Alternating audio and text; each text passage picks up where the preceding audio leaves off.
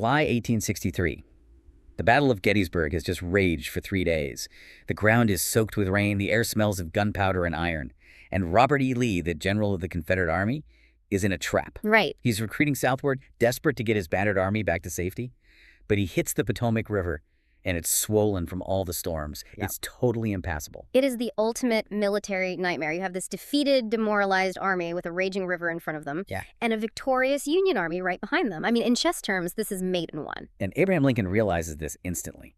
He sees the map. He sees that this is it, the golden opportunity to capture Lee's army and just end the Civil War right then and there. Not another year, but now. The stakes couldn't be higher. Exactly.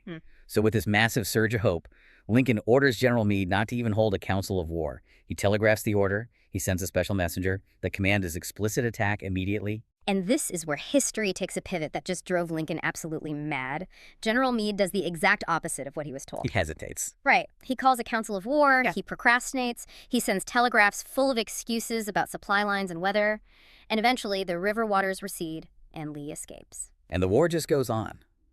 The source material describes Lincoln crying out to his son Robert in the White House saying, "Great God, what does this mean?" You can really feel the anguish there. You really can. He felt like the end of the war was right within their grasp, and they just let it slip away. So in this bitter disappointment, Lincoln sits down and writes a letter to General Meade. And let me tell you, for a man known for his restraint, this was nuclear. It was essentially a career-ending rebuke. He told Meade, "I do not believe you appreciate the magnitude of the misfortune involved in Lee's escape." Ouch. Yeah, he explicitly said, "Your golden opportunity is gone, and I am distressed immeasurably because of it." That is heavy stuff coming from the commander-in-chief. But here is the twist, and it's really the hook for our entire deep dive today. What do you suppose General Meade did when he read that letter? Well, he never did. He never did. Meade never saw it. Lincoln never mailed it. It was found among Lincoln's papers after he died, just sealed in an envelope. And that unsent letter is the perfect entry point for what we are analyzing today, because we have a stack of material here that looks at the core principles of human relations. We aren't just talking about, being nice. Right. We're trying to decode the operating system of social influence. We want to figure out why the most successful leaders like Lincoln hold back when every single instinct screams attack. Right, so we're on a mission today to unpack 3 specific pillars of interacting with people found in these documents. Let's do it. First, the no criticism rule, essentially why negative feedback often backfires and makes things worse. Second, the psychology of value, how to make people feel important without being manipulative. And third, the mechanics of persuasion, how to align someone else's goals with your own. And if we go back to Lincoln, that unsent letter really sets the stage for pillar number 1. So let's dig into the psychology here. Why write the letter if you aren't going to send it? Was it just venting? Partly, yeah.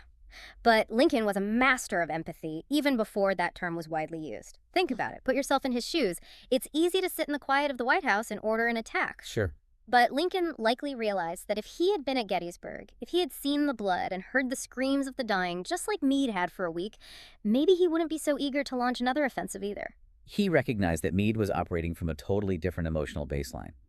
Meade was traumatized. Lincoln was strategic. Precisely. Lincoln knew that sending that letter might relieve his own feelings of anger, but it wouldn't undo the mistake. Lee was already gone. Right. All the letter would do is make Meade defensive. It would force him to justify his hesitation. It would breed resentment and probably force a really valuable commander to resign. It's like a psychological boomerang. You throw a sharp criticism hoping to hit a target, but it just circles back and hits you in the head. That is a great visualization. The source material is very specific on this. Sharp criticism and rebukes almost invariably end in futility. And there is actual scientific backing to this. Oh, really? Yeah. B.F. Skinner, the famous behavioral psychologist, he proved that animals rewarded for good behavior learn much faster than animals punished for bad behavior. And that applies to humans, too. 100%. When you criticize someone, you aren't actually correcting their behavior. You're usually just wounding their pride. And when you wound a person's pride, the logic center of their brain shuts down and the defense center lights up. They don't learn, they just defend. But hold on, let me play devil's advocate here for a second. Sometimes people screw up badly.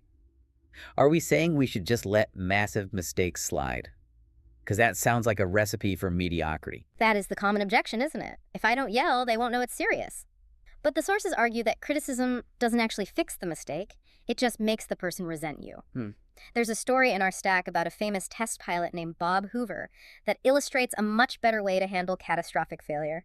And honestly, this story gave me chills. I was reading this one. It's a dramatic example of extreme restraint. So let's set the scene. Bob Hoover is returning from an air show in San Diego. He's an absolute legend in the aviation world. He's about 300 feet in the air, climbing out, and suddenly, silence. Both engines just stop. Dead. That is a pilot's worst nightmare. You're basically in a falling brick at that point. Exactly. But he manages this incredible deft maneuvering and somehow lands the plane. He saves the lives of everyone on board, but the plane itself is a wreck. It strikes the runaway hard. It's a very expensive World War II propeller plane, totally damaged. Wow. So after the emergency landing, once the dust settles, Hoover goes to inspect the fuel tanks. And this is where the human error comes in. Right. He finds that the plane, which takes gasoline, had been filled with jet fuel. Oh, man. It was a complete catastrophe caused by the mechanic's negligence. The engines just choked. Now imagine the scene. You have this famous, precise pilot. He has just nearly been killed. His incredibly expensive plane is ruined. The adrenaline is still pumping. And he walks over to the mechanic who serviced the plane. The mechanic is described as being sick with the agony of his mistake. He's crying, tears streaming down his face, absolutely terrified of what Hoover is going to do to him. You'd expect Hoover to scream, right? To fire him on the spot. I mean, I get mad when my coffee order is wrong. This guy almost died. But Hoover doesn't scream. He doesn't even lecture him. He walks up to the guy, puts his arm around his shoulder, and says, "To show you I'm sure that you'll never do this again, I want you to service my F-51 tomorrow." Wow, I want you to service my plane tomorrow. That is wildly counterintuitive. It's fascinating. If we connect this to the bigger picture of human relations, Hoover understood something profound. Criticism was totally unnecessary. The mechanic already knew he messed up. His guilt was already punishing him way more than Hoover ever could. By showing forgiveness instead of anger, Hoover probably created the most loyal mechanic in history. That guy would probably double-check every screw with a microscope for the rest of his life. Exactly. Criticism creates resentment, but forgiveness creates loyalty. It goes right back to that Lincoln principle. We have this instinct to judge, to blame, to vent. But the sources highlight a quote from Confucius that really resonates here. That is it. Don't complain about the snow on your neighbor's roof when your own doorstep is unclean. That's a good reality check. And even Mark Twain, who was known for being pretty grumpy, had a system for this. He would write these furious letters to editors or people who annoyed him. I mean, letters that would turn the paper brown with heat. But his wife would secretly take them out of the mail before they ever got sent. They served their purpose, they let him blow off steam, but they weren't sent, because sending them would have done harm without doing any good. So the first major takeaway from our sources is clear. If you want to handle people successfully, the rule is don't criticize, condemn, or complain. It's about fighting that reflex to judge. Which brings us to the natural next question. If we aren't criticizing, what should we be doing? If we strip away the negative feedback, what do we replace it with? This leads us to segment 2, the hunger for importance. And this feels like it goes way deeper than just remembering to say thank you. It's a deep dive into human nature. The source material references Sigmund Freud and the American philosopher John Dewey. Freud said everything we do springs from two motives, the sex urge and the desire to be great. Dewey called it the desire to be important. The desire to be important. It sounds a bit egotistical when you say it like that, doesn't it? Like we're all narcissists waiting for applause. It does sound like that, but it isn't about arrogance. It's a hunger. The text actually compares it to the hunger for food. We nourish our families and employees with roast beef and potatoes to build their energy, but we often starve their self-esteem for years. It's a craving that is almost never fully satisfied. So we're all basically walking around famished for appreciation. Exactly. And the people who do satisfy that craving for others tend to be incredibly successful. We have the case study here of Charles Schwab. Now, this is back in 1921. Schwab was one of the first people in American business to be paid a salary of over $1 million a year. And we really need to context check that number. $1 million in 1921 is astronomical. That is tens of millions today. It's superstar money. Right. And here's where it gets really interesting. I assumed he was paid that because he was a genius at making steel. But Schwab himself admitted he had employees who knew way more about steel manufacturing than he did. So why pay him the $1 million? He said he was paid for his ability to deal with people. His secret was simple. He said, "I am anxious to praise, but loath to find fault." His motto was to be hearty in my approbation and lavish in my praise. Hearty in approbation and lavish in praise. That is a powerful mantra. Yeah. But we do have to make a crucial distinction here, one that the source material is very firm on. This isn't about flattery. I'm really glad you brought that up, because that's the trap, right? You hear this advice and think, okay, I'll just tell everyone they're great. But people can smell flattery a mile away. It feels slimy. Because it is. The source describes flattery as being from the teeth out. It's insincere, it's cheap, it's just telling a person what they likely already think of themselves to get what you want. Appreciation, on the other hand, comes from the heart out. It's selfless. It's about noticing something true and valuing it. It's the difference between saying, you're the best, versus, I really noticed how you handled that difficult client today. The way you de-escalated that anger was impressive. Exactly. One is vague fluff. The other shows you were actually paying attention.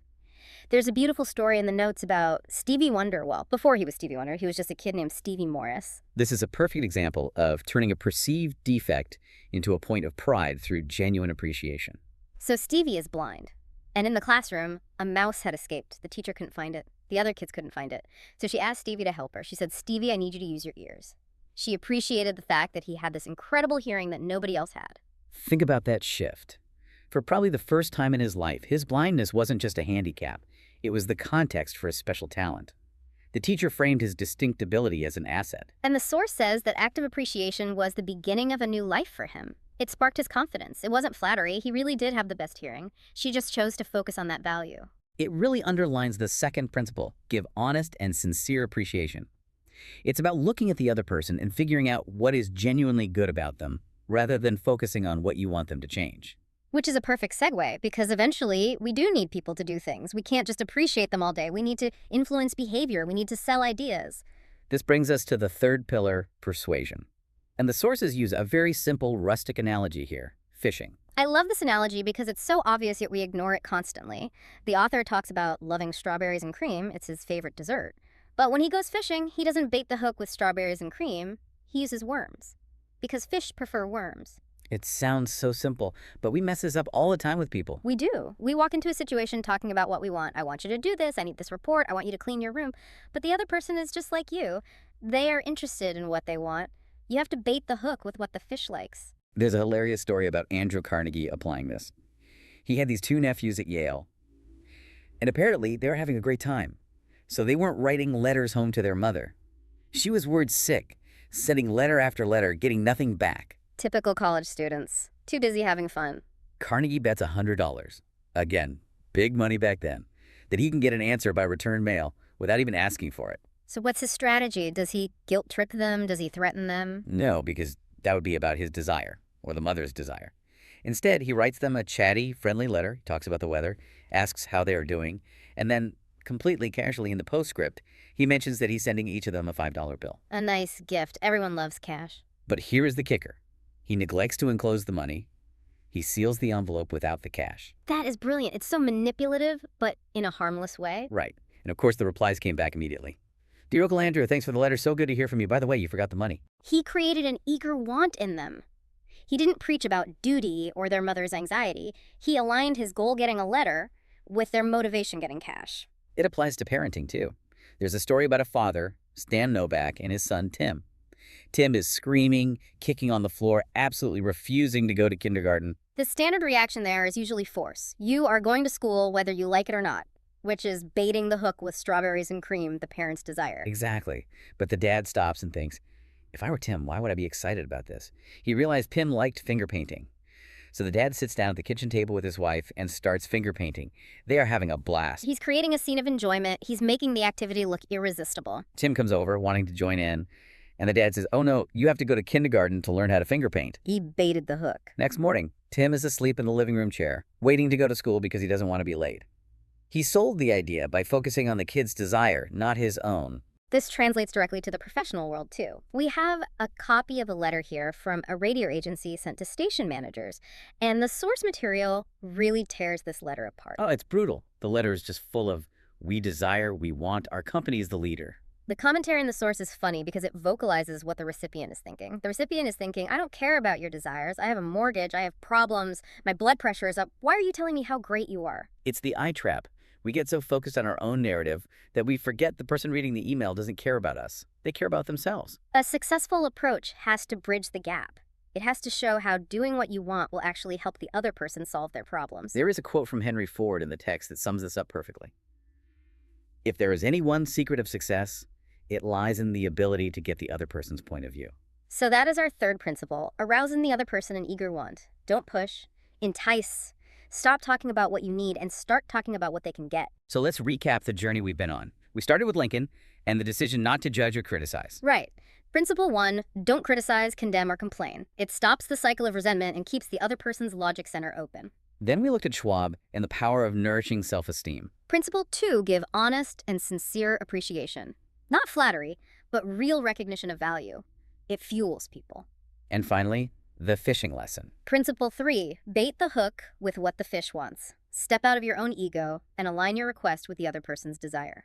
Now, before we wrap up, I want to end with what I think is the emotional core of this source material. It's a short piece called Father Forgets. This is a really moving inclusion. It's a story written by W. Livingston Larned. It captures that moment of realization we talked about earlier, shifting from judgment to understanding. It describes a father creeping into his son's room at night. The boy is asleep, hand under his cheek, and the father is just overcome with remorse. He reflects on his day. He realizes he has been critical from the moment the boy woke up. Hold your shoulders back. You didn't clean your shoes. You spilled your breakfast. He was constantly finding fault. There's this heartbreaking detail where the boy had come into the library earlier looking timid, and the father snapped, "What do you want?" And the boy just ran in, hugged him, kissed him, and ran out. That unconditional love shamed the father. He realized as he stood by the bed that he had been measuring his son by the yardstick of his own years. He was expecting a child to act like a man. I was measuring you by the yardstick of my own years. That is such a powerful line. It's so easy to forget that other people, whether they are children, employees, or partners, aren't in the same headspace we are. It really is. The father vows that starting tomorrow, he will be a real daddy. He will bite his tongue when impatient words come. He will remind himself he is nothing but a boy, a little boy. It brings it all back to that first lesson from Lincoln. Instead of condemning people, try to understand them, trying to figure out why they do what they do. Because that breeds sympathy, tolerance, and kindness. And ultimately, that is what wins people over. Not logic, not force, but understanding. So here is a final thought for you to mull over as you go about your day. The source material suggests a little mental trick. The next time you're tempted to snap at someone, or demand something, or criticize a mistake, visualize a $5 bill. Look at Lincoln's picture on it. And ask yourself, how would Lincoln handle this problem? Would he send the letter? Or would he put it in the drawer? It's a great way to pause the reaction and choose a better response. Thanks for diving deep with us today. Try these shortcuts out in your next conversation. You might be surprised at the result. See you next time.